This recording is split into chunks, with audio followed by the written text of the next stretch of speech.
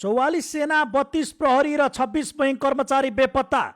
भोटेकोशी बाढीले बगायो 22 पक्की पुल, 5 बेली ब्रिज, 40 किमी सडक नक्साबाटै गायब। प्रभावित क्षेत्रमा उद्धार प्रयास जारी। तिब्बत तर्फबाट रसुवाको भोटेकोशी र त्रिशुली नदीमा आएको प्रलयङ्कारी बाढीका कारण ठूलो मानवीय तथा भौतिक क्षति पुगेको छ।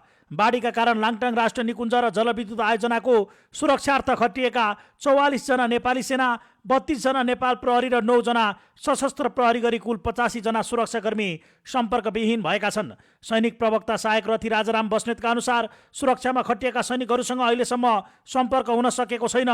यस्तै नेपाल बैंकर्स एसोसिएसनका सिइओ अनिल शर्माका अनुसार टिमुरे र स्याप्रोबेसी लगायतका क्षेत्रमा रहेका 8 वाणिज्य बैंक, प्रभु global, Sanima, Nepal investment mega, Lakshmi sunrise, NMB, Machhapuchhre लगायत 9 शाखा क्षतिग्रस्त भएका छन् भने ती शाखामा कार्यरत 26 जना बैंक कर्मचारी अझै सम्पर्कविहीन छन्।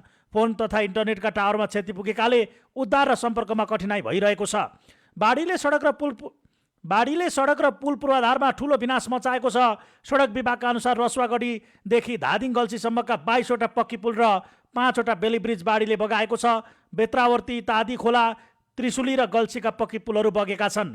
नुवाकोटको बेत्रावर्तीदेखि रसुवागढी नाका जोड्ने 40 किलोमिटर सडक खण्ड पूर्ण रूपमा क्षतिग्रस्त भएको छ।